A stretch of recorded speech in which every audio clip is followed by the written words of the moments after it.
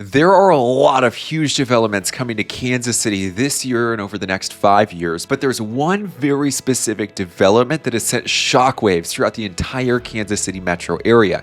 In this video, you already know what it is based on the title and the thumbnail. We're going to break it down, but in the small chance you're not familiar with this one, I want to ask you to imagine something for me. Imagine if in your hometown, maybe you've lived there your whole life, maybe you've only lived there for 5 to 10 years, it doesn't matter. In your hometown, imagine if a developer came in and started purchasing a lot of property, and not just like one lot or two lots or three lots, but what if they purchased 5 to 10 acres of land just 5 to 10 minutes away from where you live, right? It wouldn't be totally out of the norm. Maybe it's an apartment building, maybe there are some commercial or retail spaces that are going in, or maybe it's a new home community, right? It happens, it could be possible, but lo and behold, like any dirty little secret, it finally gets out that all of those purchases that were, by the way, wrapped up in non-disclosure agreements, what if that developer was actually planning to put a landfill basically in your backyard?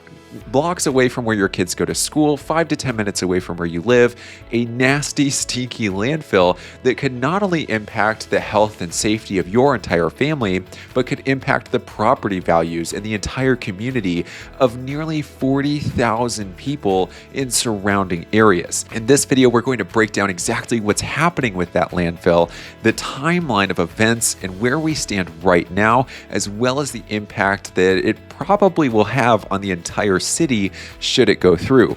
Let's get started. First things first, where in the world is this landfill? Well, it is on the Missouri side, and here's a picture to show you all of the kind of surrounding cities as well as the proximate location. So inside of that yellow circle, that's exactly where it's planned. And this is just across the street from Creekmore, which is a new home community and a beautiful golf course with home prices ranging from $500 to $1.5 million. Imagine if you had not only that you like live in surrounding areas, but imagine if across the street from where you just spent $500,000 to $1 million on a brand new home, that now you hear the news that there might be a landfill going in the next 5 to 10 years. That's exactly what everybody in the surrounding area is worried about. And some of those people, it's not like they just moved in. Some of those people have lived there their entire lives. And as you can see on this picture, you're looking at Grandview, Belton, Raymore. And I'm actually going to pull this picture down. Here's a picture that'll give you kind of a wider scope of who this impacts. And as you can see, it's not just those cities, but it'll also extend to Lake Winnebago and Greenwood and Lee Summit. It'll also have an impact on Lockwood, which is right outside of Belton and right up against state line. And not only that, but even though it's on the Missouri side, it'll also impact a lot of developments that are happening on the Kansas side as well. For example, this is where all of the development in South Overland Park is. The Blue Valley School District's boundaries are on that side of state line. So not only do you have Sundance Ridge, but you also have a brand new home community coming to the area that has already started development called Southern Meadows. So long story short, that proposed landfill that you see anywhere in the 5-mile radius will have some impact to it based on all of the impacts it'll have to the environment, to the health and safety of people in the area, as well as property values. Now, before we get into discussing the jurisdictional battles that are happening, as many of these cities that we just listed who would be impacted by this proposed landfill, they've basically joined unanimously in opposition to it. But of course, like any legal battle over permits and something this big, it's not very simple. So basically, that landfill falls within the jurisdiction of the government of Kansas City, Missouri, but it is within a mile of the border of Raymore, who is basically just across the street. So all of these cities have basically passed resolutions saying that they oppose the landfill.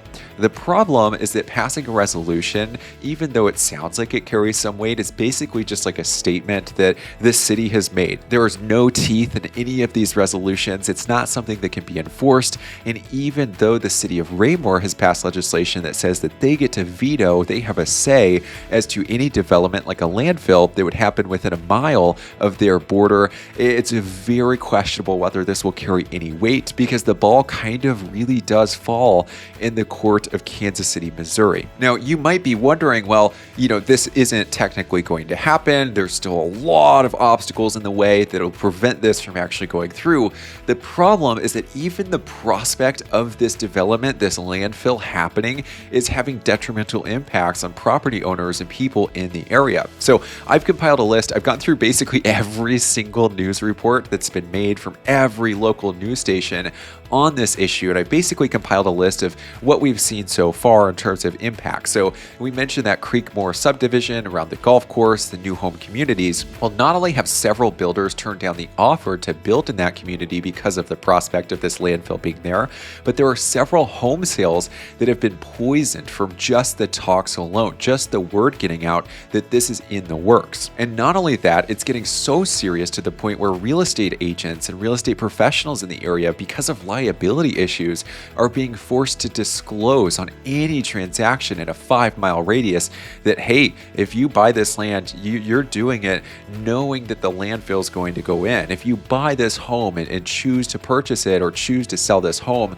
we've got to disclose to the buyers that this landfill is happening, even if they have no idea about it. Now, that alone would be enough to scare somebody, especially if they've got no idea. Even if they do have knowledge that this is happening, just the idea of having to sign a disclosure about this is enough to freak out a lot of people, myself included. I totally get it. Now, the magnitude of this is overwhelming. Like we kind of mentioned in the beginning, this would impact nearly 45,000 homes, and it spans all the way to Greenwood, Missouri, which, as you can see on the map, is quite a while away, although it is in that 5-mile radius. Now, of course, those are just the immediate impacts of just the prospect of this happening, not to mention all of the health and environmental hazards that this will cause down the road, which we'll get to it here in just a second, but part of a condition of this being even permitted in the first place would entail necessarily environmental impact screening. So we'll get to that here in a second, but let's hop on to the timeline of exactly what's happening and where we stand right now. By the way, I've got to give my own disclosure here.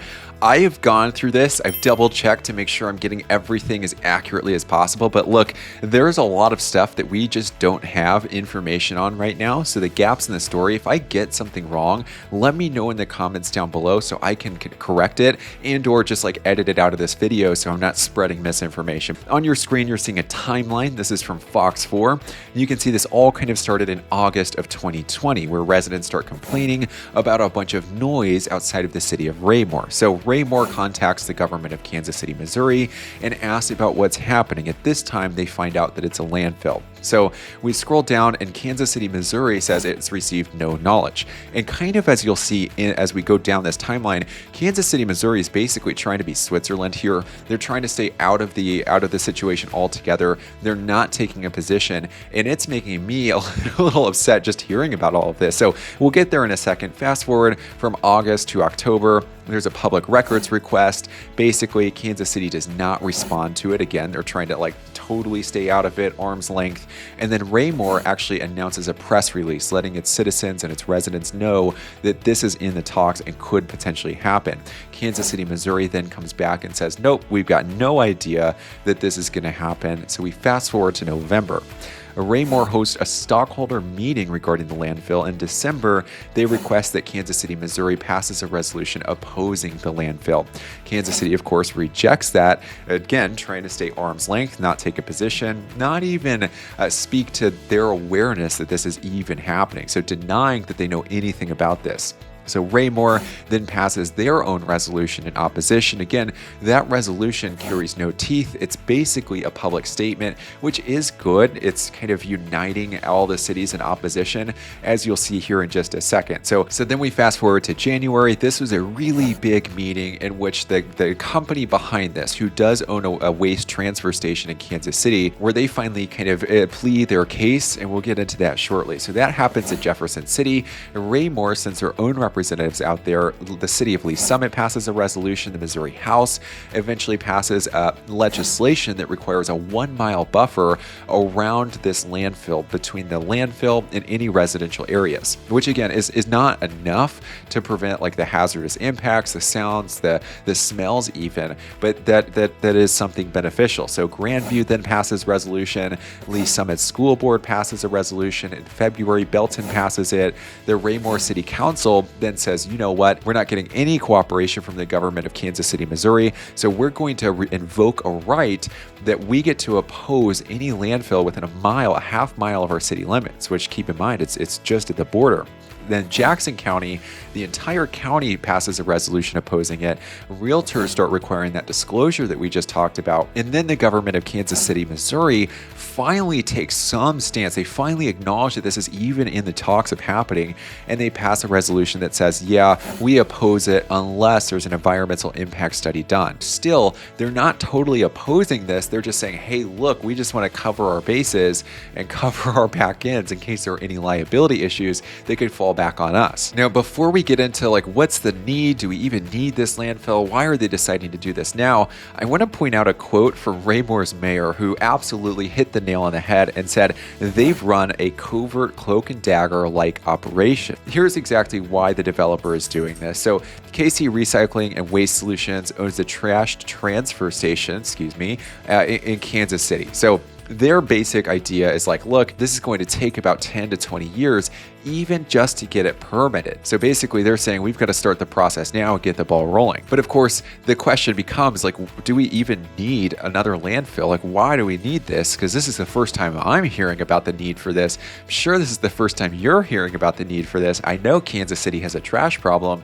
but that's based on trash being on the highways and it needing to be picked up. Not, we have too much trash that we can't put anywhere. So in that plea, the developer ends up saying at the Jefferson City meeting, they end up saying and explaining this. I'll play this clip for you so you can see it. We were called here to the United Believers Community Church for a meeting with the developer. Inside, KMBC met Aiden Monheiser, but neither Monheiser nor his wife, Jenny, have agreed to an interview with KMBC about the landfill proposal. My heart is not to hurt anybody. My heart is always to help people, which is why we are proposing this solution for the region. Jenny testified before lawmakers last week.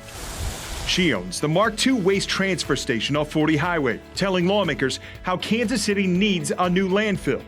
As for that interview about the landfill project, their spokesman. Now, all of that appears to be nonsense, according to the owners of a trash transfer station out of Grandview. So in this article, it kind of breaks that down. It says the owners of Raptor Recycle and Transfer said that the business moves millions of pounds of trash a day and has the capacity to handle all of the trash in the southern portion of Kansas City, where the possible landfill would go. There they say we're operating at less than 20% capacity. There's just not that much trash in that part of the city. We can absolutely handle it. Okay, so we've got the developer, right, coming in saying, hey, this is a problem. It's going to impact the entire region of the Midwest. This is bad. We need to start doing it now because it's going to take a long time to get there. And lo and behold, we have other companies in the area raising their hands saying, well, hey, no, this is not what we think is the problem. So clearly there's a big gap here. One of these parties is correct, and given that one of them came in, wrapped up all of the information in non-disclosure agreements, clearly has ties to the government of Kansas City, Missouri.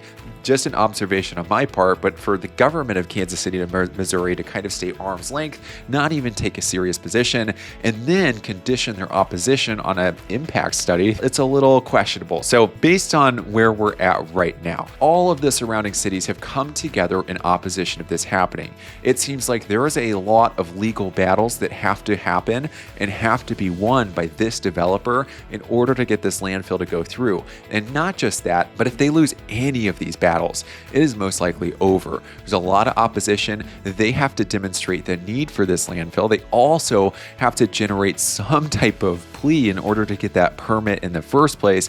But it sounds like Kansas City, Missouri, again, 1 foot in the door, 1 foot out the door. It's really questionable what they'll do. But since all of these other cities are coming together in opposition, it could very well force the government of Kansas City, Missouri's hand in order to just prevent this from happening altogether. But we'll have to wait and see. Unfortunately, we don't have more information right now, and this is still developing. So if you'd like to stay updated with this story, if you're planning a move to the area, or maybe you're just a resident of the area and you're wondering what in the world is happening, then go ahead and subscribe to this channel, because I'm going to be covering this. I'm going to keep my eyes peeled on all of the news that's happening here, because it not only impacts you, the entire community, over 40,000 households, but it also impacts my business as a real estate agent. I've got several clients that are really interested in Lee Summit, but this is a problem that they're worried about before even looking at homes. So clearly this is having a negative impact on the entire area, and I'll be very interested to see what happens over the coming months, and you'll find out exactly that on this channel. Thanks for watching the video. Let me know in the comments, how do you feel about this? Is there any information that you think that should have been included in this video? Am I wrong about any of this stuff? Is there anything I missed in this video? Let me know what you think in the comments below. Let's stay connected on this, and let's make sure that we can do our part to make sure that this, what seems like unnecessary landfill, gets stopped in its tracks altogether. I'll see you on the next video.